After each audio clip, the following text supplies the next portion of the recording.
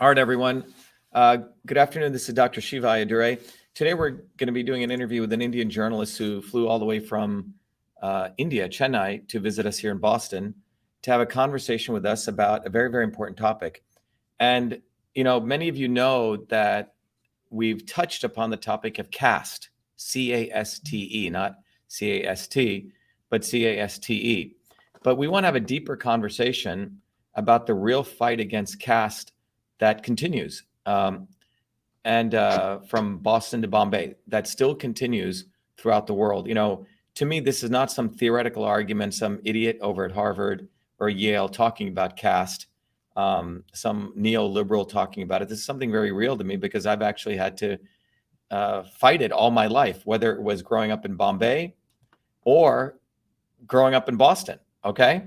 And so we want to have a real discussion about it because the people that have had the discussion about caste are typically your neoliberals or your liberals.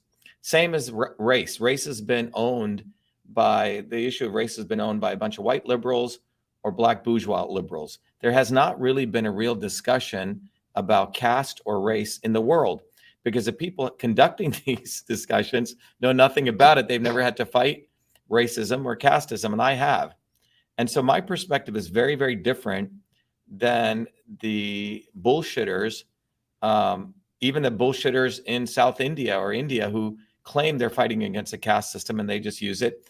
No different than the same people, white liberals and black bourgeois, like Al Sharpton, or white liberals who claim that they're fighting against race. You'll find out that they're very, very, very interesting commonality.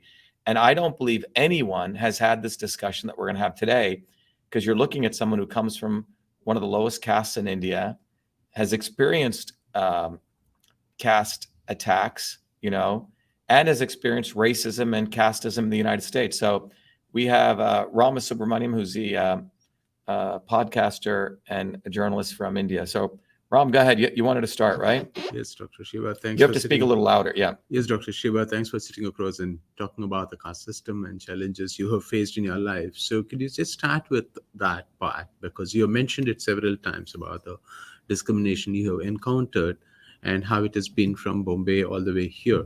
So could you just elaborate on that part? Because today it is a big issue that is being spoken of, but then what you make is one of the most significant points there, how that it continues and how the ownership is shifted from people who actually are fighting the real fight towards certain fake fight that often is owned up to certain identity. Yeah, so the real issue is, first of all, let's define what is caste, all right? And the definition is really, really important to understand, because the definition, because of the very close ties between India and the United States, because of the East India Company that goes back to, the 1600s, the definition of caste has actually migrated all the way from India to Boston. So you have the concept of the Brahmin caste people talk about in India.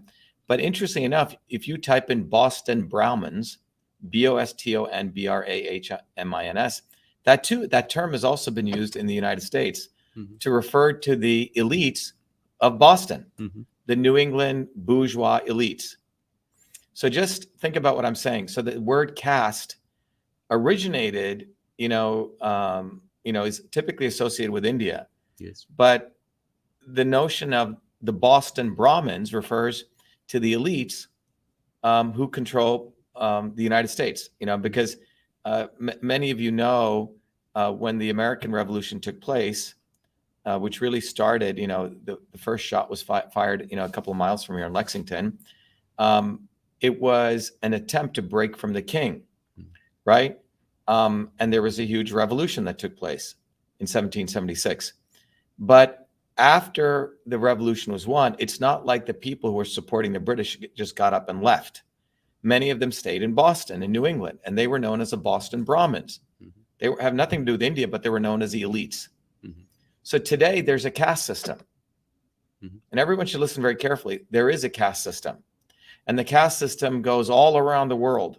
And it's in that video that I talked about that I did an analysis called The Swarm. So in fact, I'm glad we're having this discussion about caste, because it's really much more deeper than in some ways race. And it's much more, or even sexism, right? Or racism. It much more goes to the deeper roots. In some ways, you could argue that racism and sexism are the pillars. Casteism is basically, today, it's global imperialism of a small set of people who think they're actually better than you. And they think they're so much better than you, they actually lie in your face.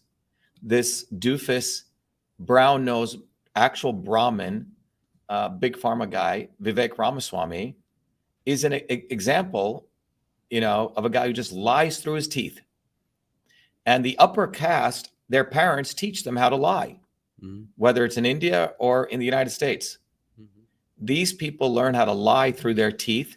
They're snakes. There's an old slogan in India that it says, if you see a Brahmin or a snake crossing the street, you should beat the shit out of the Brahmin first. Yes. It's an interesting thing because it's not about promoting violence. It's mainly saying that the upper caste people are extremely slimy people, okay? They say one thing, do another. They will actually lie in your face. You can see Trump doing this, okay? Trump will say one thing and go do completely the other. Bernie Sanders is an upper caste individual, all right?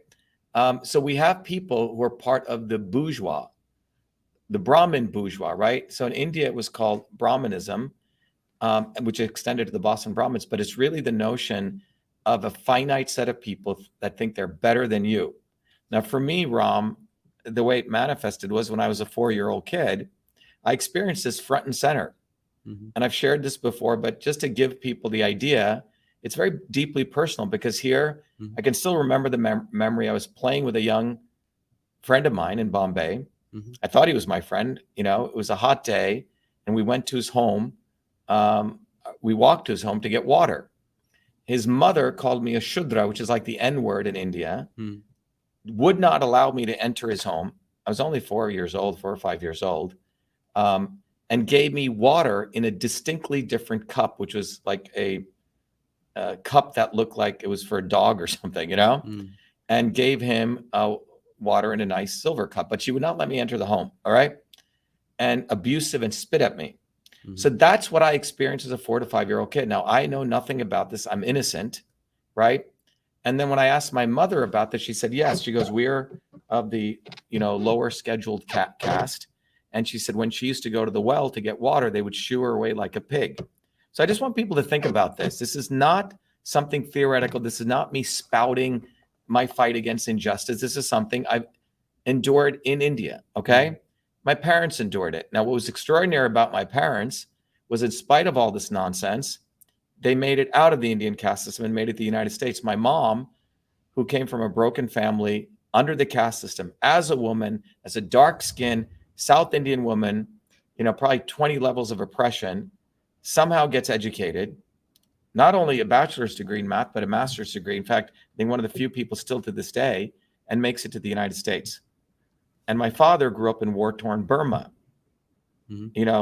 much darker than me, went through all sorts of racism growing up, never saw a book until he was 10 years old, and became one of the leading engineers of India, chemical engineer. So he's a brilliant guy. So I grew up, you could talk about my genes are quite fighting genes, resilient genes. And so my mom taught me a righteous hatred against this concept of caste, because I experienced it, she experienced it, our whole family experienced it. How do you see that? Sorry. Yeah, go ahead. Please carry on. How do you see it manifesting today? Because your fight is on the healthcare system. Knowledge is particularly, you have often spoken about the diverse forms of knowledge on the healthcare. Do you see this discrimination also coming in the way of how knowledges are treated globally? Yeah, someone just said, please hit the like button, right? By the way, everyone should understand there's a caste system underway right on Twitter right now, all right? Everyone should understand Elon Musk is a bloody racist, okay? He grew up in the caste system of apartheid South Africa, where 0.1% of the people subjugated the other 99.9%. Black and brown people ought to carry ID cards, and they were segregated physically. And that's where Elon Musk grew up. He's a bourgeois, he's a Brahmin, all right? And these Brahmins, whether they're white or brown or black or yellow, do not like someone of my background exposing them. And that is why on Twitter, you'll find out we have a very interesting image. I'll share this tweet. One of our followers of the Truth, Freedom, and Health movement, Ram, actually tweeted out, "Hey, how come you allow Vivek the Snake and Booby effing Kennedy, Robert Kennedy, to get interviewed, and you don't interview Dr. Shiva when he's far more qualified?" That tweet was called hateful speech by Twitter. All right. So when someone like me of the lower caste fights for rights, that is called hateful speech. And so we have a massive caste system, a global caste system. And it took me many, many years, Ram, to figure out that's what I was still fighting. All right. It's a caste system. And when you ask me where it manifests, so I saw it in India. We had to fight it in India. We escaped India, right, to come here. But the caste system is very, very alive and strong. So look at this very, very important, fact there's not even a gray area, and this is black and white. I, as a 14-year-old kid, growing up in Newark, New Jersey, one of the poorest cities in the United States, a low caste Indian growing up in Newark, New Jersey, who worked his butt off, creates the first email system in the world. The facts aren't even gray. They're black and white. I named it email. I created the entire inbox, outbox folders, BCC in electronic form. I have all the code. I have the first copyright, which is the equivalent of a patent at the time, to prove it. There's not even a controversy. The fact that a controversy was created shows you that the caste system is alive and well. Now, the problem they have is what I came to an upper caste institution, something like MIT, and I got all of their degrees, but they thought they would buy me off and I would become a Brahmin, right? I would sell out my people, but I didn't. And when the facts about the invention of email came 33 years later, when I never really wanted credit for it, but it went into the Smithsonian, you can see the level of violent behavior that took place on the internet. People saying this curry-stained Indian should be beaten and hanged, literally. People calling me all sorts of names. And when you really delve deeper into this, it's a caste issue. Because someone of my background, particularly an Indian, is supposed to shut the hell up and take it, up what, or take it on the chin. You're not supposed to fight back. But I learned how to fight back, you see? So they want you to stay in your lane and talk the way they want to talk and be the way they want you to be. So when I talk about the caste system, had I invented email at MIT, Ram, which is part of their caste, it would have been fine, right? Had I been blue-eyed, white, and my last name was Feinstein or something, I'd be on a stamp everywhere on the planet. And what's really interesting, the people who are violently opposed to this, where many of them were the upper caste neoliberal, in fact, liberal Jews, whites. I have to say that. Go look at who they were. In fact, the working class whites, who are supposedly racist, had no problem with looking at the facts and saying, of course he invented email, because they're of my caste, you see? So whether you look, so working class whites, me and Untouchable in India, we're all, in my view, non-Brahmins, okay? We're all the lower caste. The upper caste, whether it's blue, white, yellow, brown, do not like the fact that a dark-skinned, lower caste guy in Newark, New Jersey invented email. That bugs them because it blows their mind, because only they can innovate, you see? That's what I'm talking about, the caste system.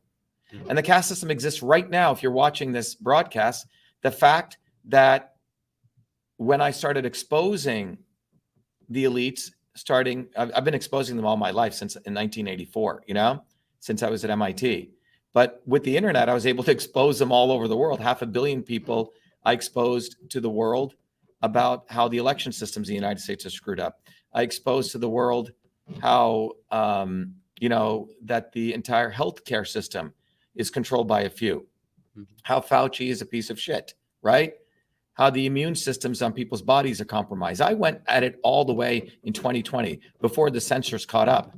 And that really bothered them, right? So now today, they treat me like a lower caste person. I'm censored. So all the degrees I got, all the 4 degrees at MIT, every award I went, Elon Musk thinks he's running in apartheid South Africa on Twitter. That's what we're talking about. So moving on to talk about what you have time and again brought out on the healthcare and particularly talking about immunity, because as a focus since the pandemic, you have been one of the few that has been repeatedly bringing up what should be our approach. If you were to look at a integrated or holistic approach today, which transcends this boundary of knowledge and the discrimination, where do you see the healthcare system Well, needs to move look, it all globally? again comes down to the caste system. So the real fight against the caste system is this: the lower caste, if you want to think about the indigenous people of the world, whether they were in India, whether they were in Africa, or whether they were in Brazil, or the Native Americans, or the Celtics, it has nothing to do with color, by the way. Everyday people in indigenous cultures, black and white, yellow, brown, had figured out how to take care of their body over thousands of years using ancient systems of medicine. Now, in the Indian tradition, Chinese tradition, and a couple of other traditions, they codified this. Yes. They documented it in fine detail, beautiful detail, probably better than most Western medical books. And those were the systems in India known as Siddha. Yes. Now, Siddha was really the original system of all over India. Ayurveda is frankly a very small piece of Siddha. And we can also talk about the caste system right there, okay? Siddha is the entire system of Indian health, which included martial arts, which included herbs, which included yoga, which included meditation, and the use of microdosing of heavy metals. Yes. 5 branches. The Ayurveda is actually a very small set of it. And when the invasion took place from Persia into India, India was split along the top, and much of the Siddha and the Dravidian tradition was attacked, and you had a subset created called Ayurveda, okay? But the original tradition is Siddha, which was written in the Tamil language in South India, and these people were much darker looking, so again, they got discriminated for that. But I grew up in a world, Ram, where my grandmother was a practitioner of Siddha. She had no degrees. She had no formal training, but she learned from all these traveling yogis. She had tattoos all over her arms. She worked in the fields for 16 hours, and she was a low caste non-Brahmin. But she was a village healer. If you were sick, you came to my grandmother, and she healed you. Wow. All right. So I saw her in my own eyes heal many, many people, and that's what fascinated me about these systems of medicine.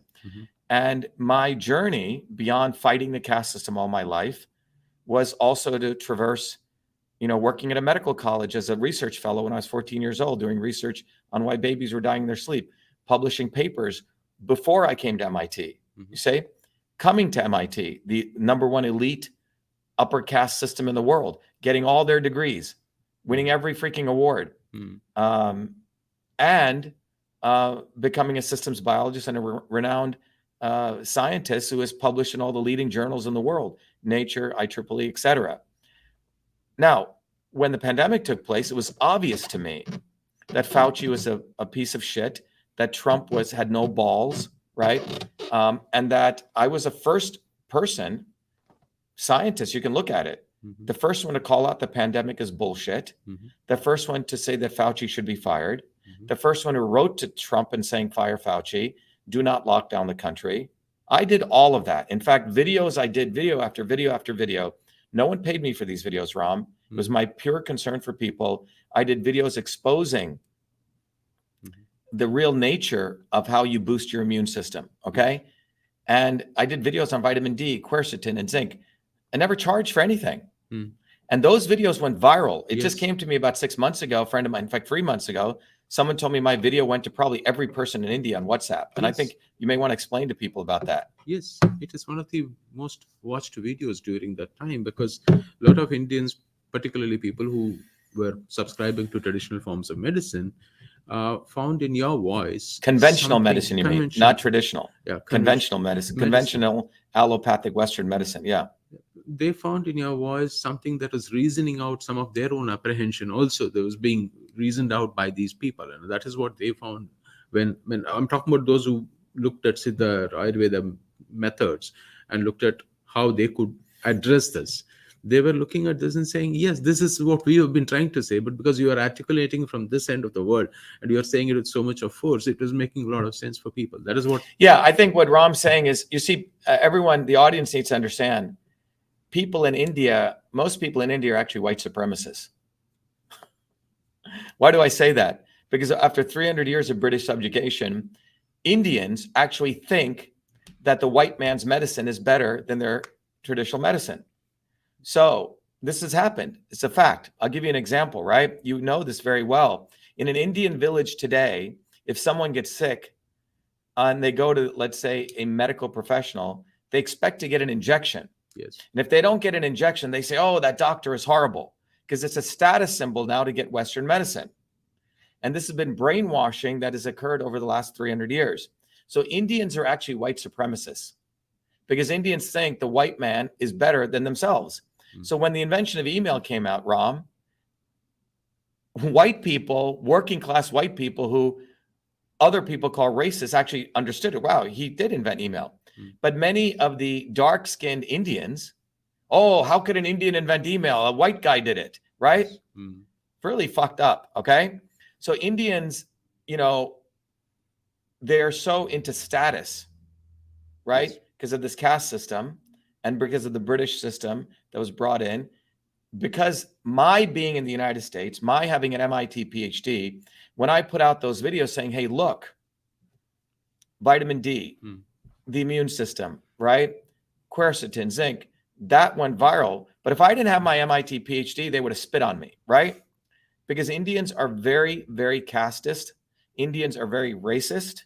Indians are white supremacists. Now, not to say all of them, my parents aren't, but by and large, I say this generalization to wake the shit out of the Indians and slaps them upside the head, because British colonialism really didn't liberate many Indians.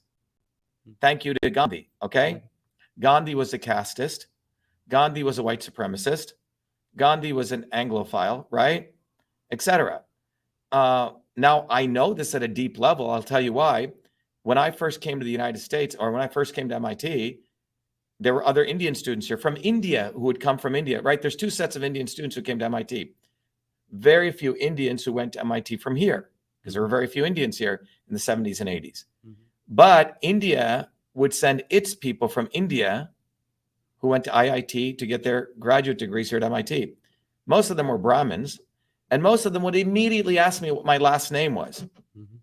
And most of them were very, very annoyed that I was at MIT and I was a non-Brahmin, okay? So most of my friends at MIT were the lower, quote unquote, caste people. My Hispanic friends from the inner cities, my black friends from the inner cities, my white friends from the inner cities, black, white, yellow, all different colors from inner cities, everyday working people. Most Indians were not my friends because they were racist castes. That's a fact in 1980. You know, in fact, they were extremely discriminatory. Okay, that's so on the health side, the bottom line is these ancient systems of medicine. You know, my journey into getting all my degrees at MIT and my Fulbright work has unequivocal proof that the ancient systems of Indian medicine are one-to-one, the direct, are basically engineering systems. They're not medical systems. And I've proven that in several papers, and it became the foundation of our movement for truth, freedom, and health. And it's the foundation of our systems health program. So bottom line, I've conclusively shown that the Siddha system of medicine, Ayurveda is a subset of it, frankly, is directly an engineering system science. Now, the problem is over 300 years of British subjugation and caste rule in India, most Indians don't even know this. Most Indians who practice traditional system of Indian medicine, they just follow it like a rote religion, you know? They don't really understand the depth of what's really going on with these Indian systems of medicine. So that's something people need to understand. Hey, John, I don't need to do the recording, right? Can we shut off that recording? Because I think it's eating up space. It says uploading. I don't know if you want to shut it off, John. Just leave it alone, I guess. Okay. But anyway, people need to understand that this is a very personal fight for me, Ram. I've experienced caste every freaking day. I experience it right here in the United States right now.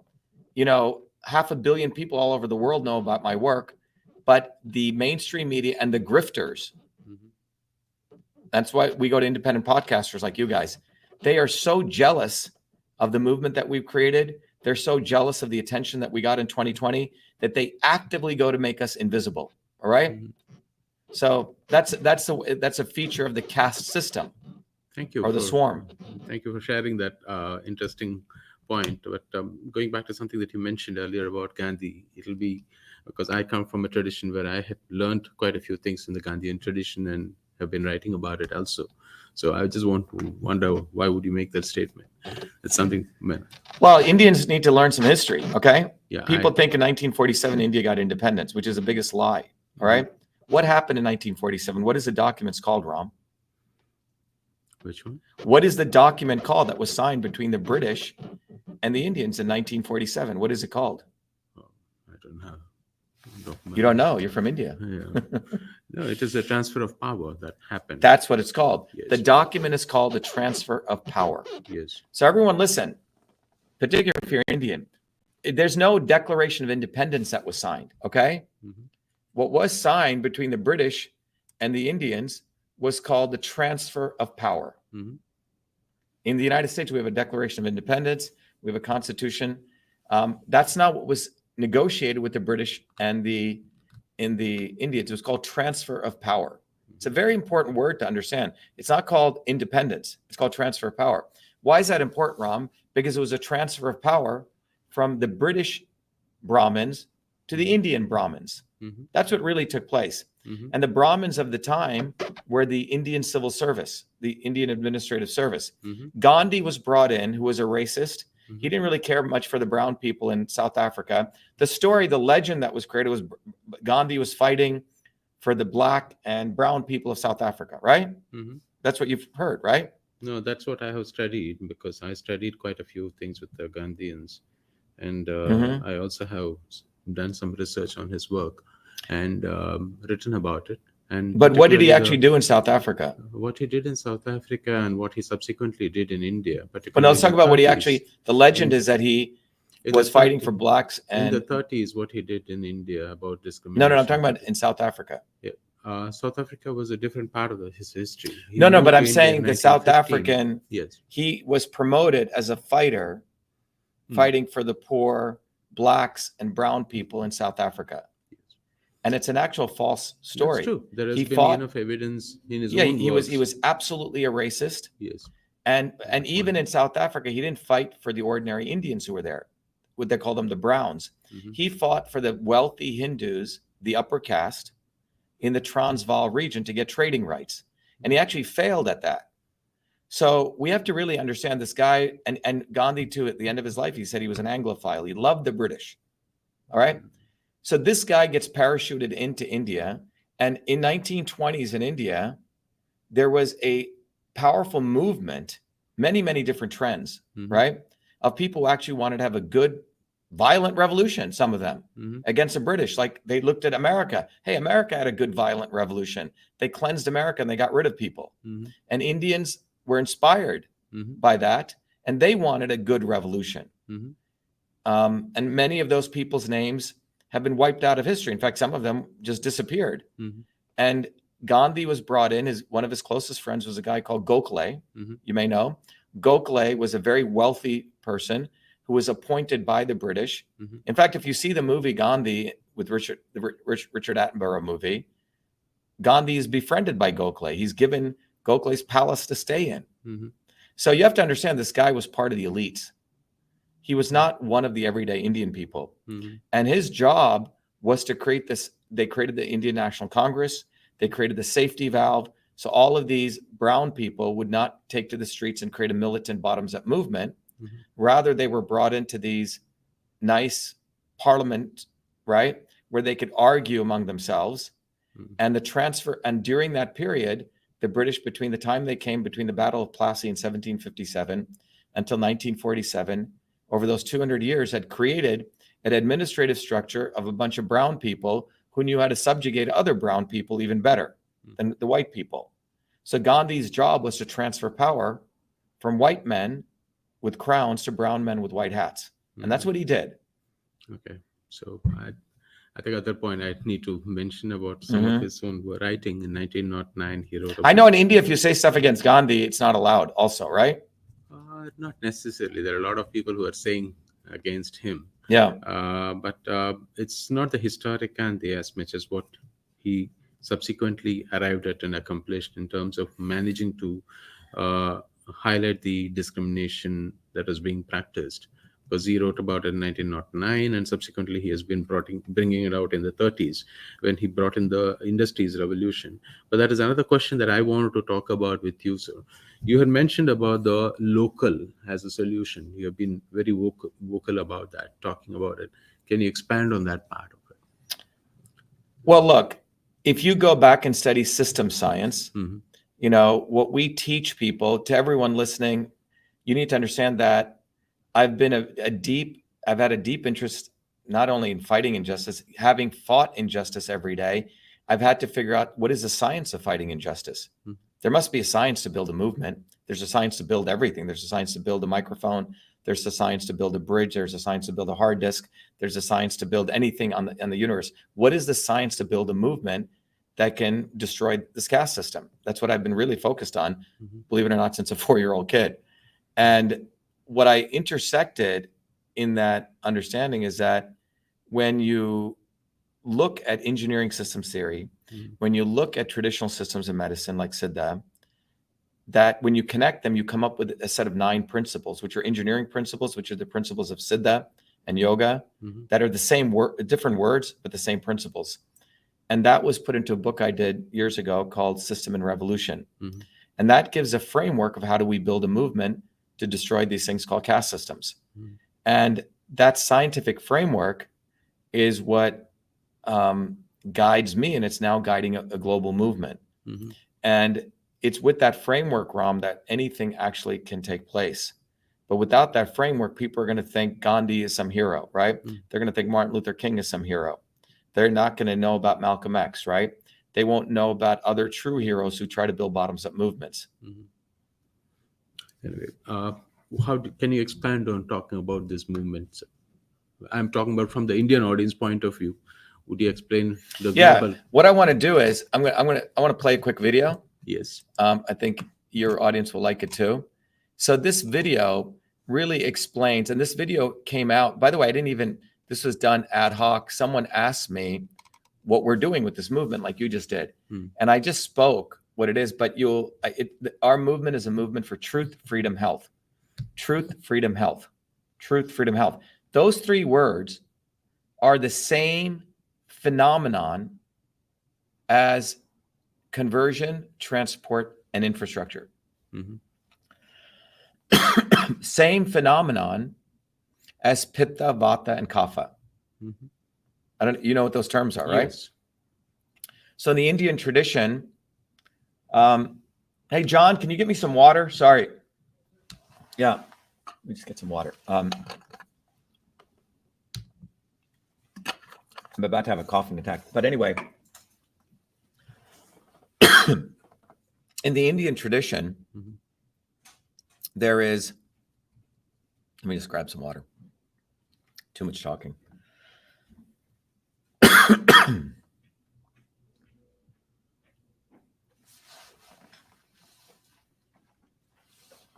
Thanks, Sean. You want some water? I'm good. Okay.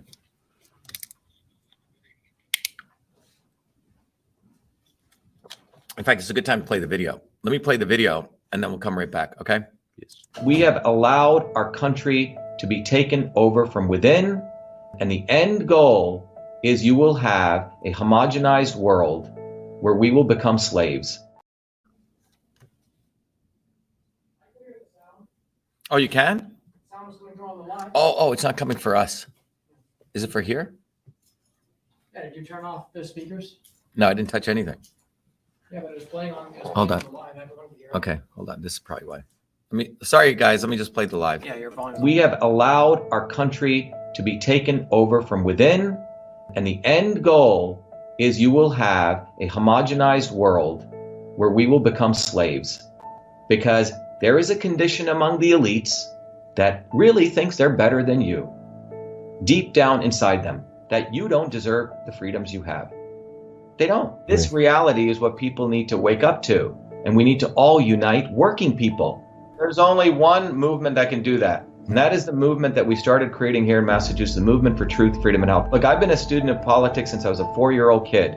studying revolutionary movements, left wing, right wing. There's a physics, there's a nuclear science to destroying the establishment. To build a bridge, you need to understand Newton's equation. You need to understand the laws of gravity. You need to understand Poisson's ratio. There is a way to build a revolution.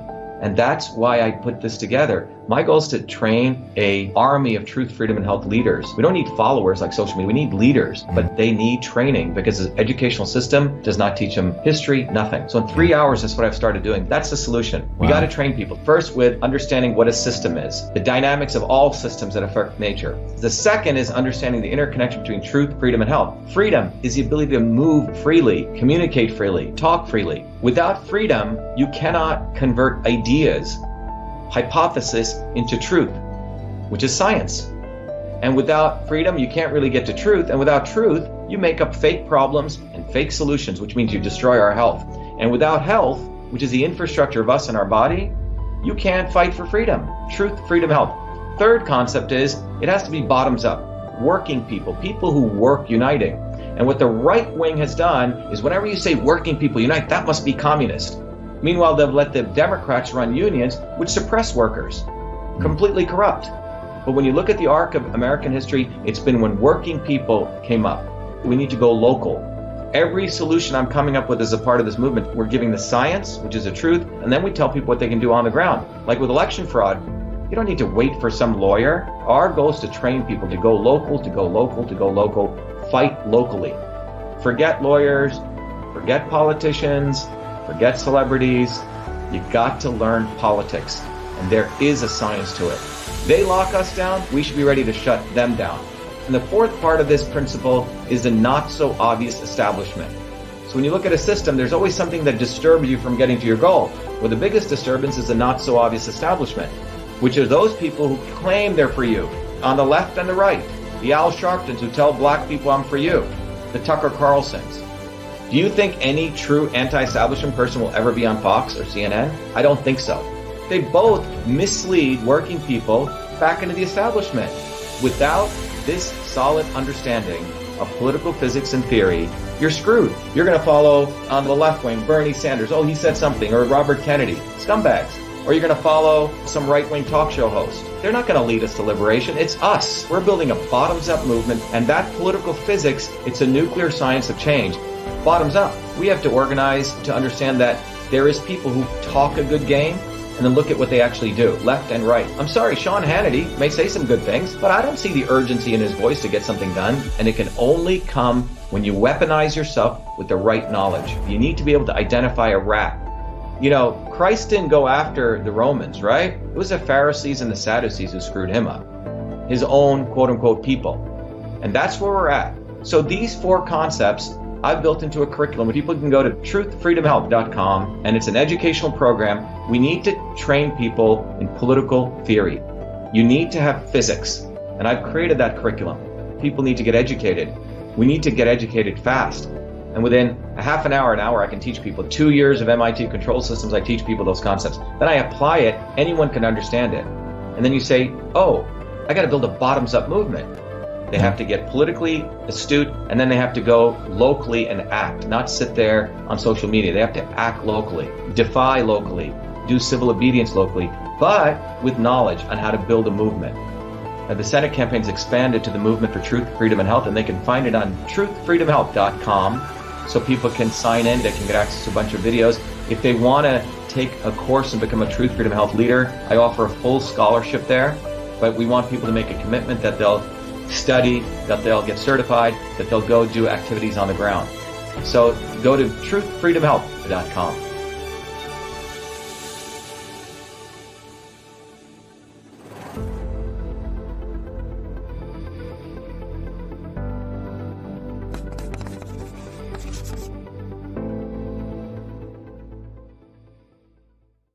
What we do every Thursdays, Ram, we run literally an open house that we do on 11 a.m.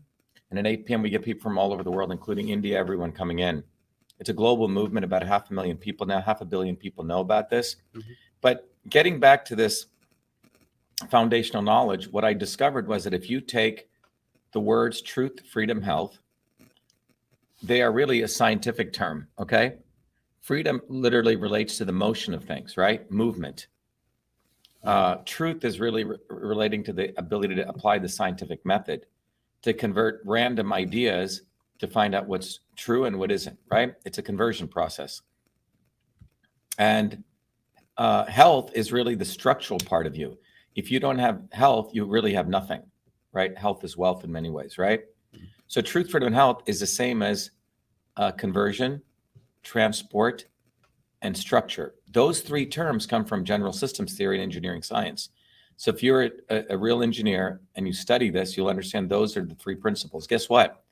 That's directly the same as Pitta, Vata, and Kapha, which shows up in Indian Siddha medicine or Ayurveda. So that's what I'm saying is quite profound here, because what we have here is a foundational way of traversing a medical system to an engineering system to a political system. In many ways, you could argue truth, freedom, health is founded on an engineering basis. So it's founded on a rock solid structure. And no one has ever talked about this. And I'm the first one to have uncovered this.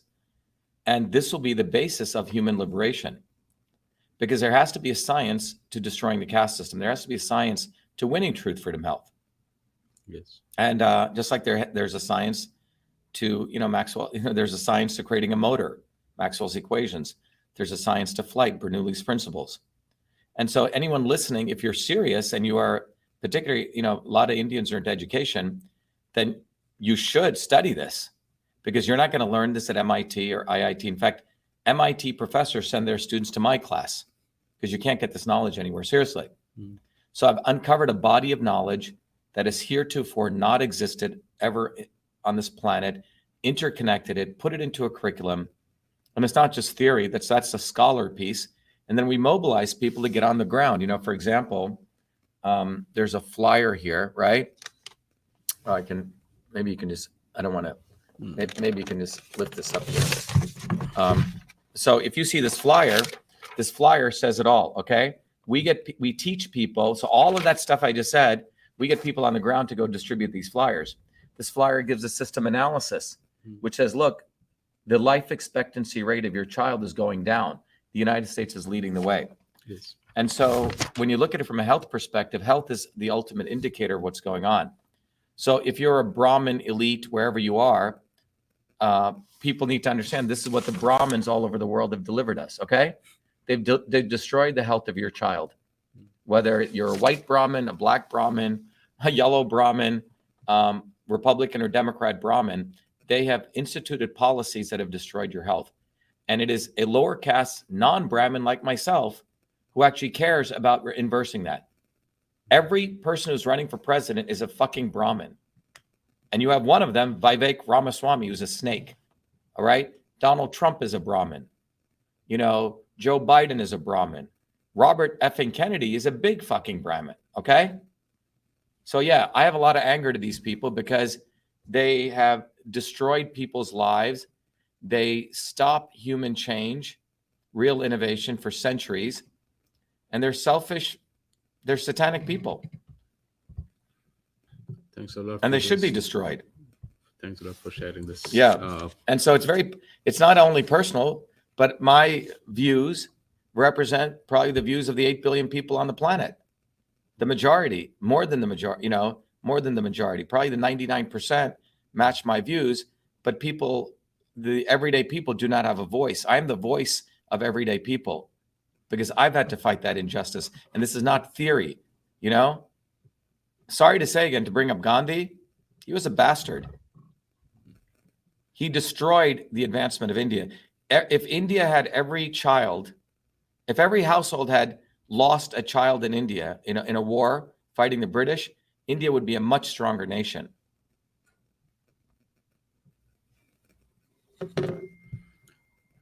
Okay. Thanks a lot for your time, Dr. Yeah. Shiva. It has been great talking to Is you. that too much for you? No, it is Yeah. fantastic. You have your views and you have your opinions. So it is great listening to you, and particularly around the Yeah, I mean, idea of if you knowledge. go to India right now, and I just want to end on this note, is that if you look at India right now, there are people in India claiming that they're fighting against the caste system, Mhm. right? And many of these people are actually using the caste system, and they're people of the lower caste. Mhm. They're actually using the fight against the caste system to perpetuate themselves. Just like there are people who claim that they're fighting racism in the United States that have done nothing to really fight real racism. There are people that are claiming they're fighting against working people like Bernie Sanders and Robert F. Kennedy, by the way, steals everything we do. And they're doing nothing for the advancement of working people. You know why, Ram? Because they're not one of us. So, Thanks a lot. yeah. On that note, I think it's a good note to end. Okay, great. Thanks a lot. All right, for Ram, your I want to thank Ram again. Ram came from Chennai, South Chennai, India, which is, if you look at India, India's about 22, 26 different states. It's the southernmost state of India, and Chennai is, one of the main cities, in India. Thank you. All right, Ram, let me just say goodbye to. So everyone, this is Dr. Shiva. I got to move on to another interview, right, John? Yeah. You have that set up? I don't have a Okay. So anyone, please remember that I hope this educated you that the caste system, the swarm, there's a blackboard on that. You guys should go watch a swarm video. Is not about a person's color anymore. It's a multiracial group of people all over the world who actually think they're better than you. They're freaking slimy. They think they can lie to you, say whatever they want, and they can get away. That's who these people are. But the good news is you have a fighter in our movement. Everyone should go get a bumper sticker. You can go get one of these bumper stickers, Shiva for President. Go to shivaforpresident.com. Get these flyers, distribute it. But most importantly, become a warrior scholar so you could learn these concepts and you could become a fighter. It becomes independent of relying on me or some guru. You become your own guru. But that's what we need to do.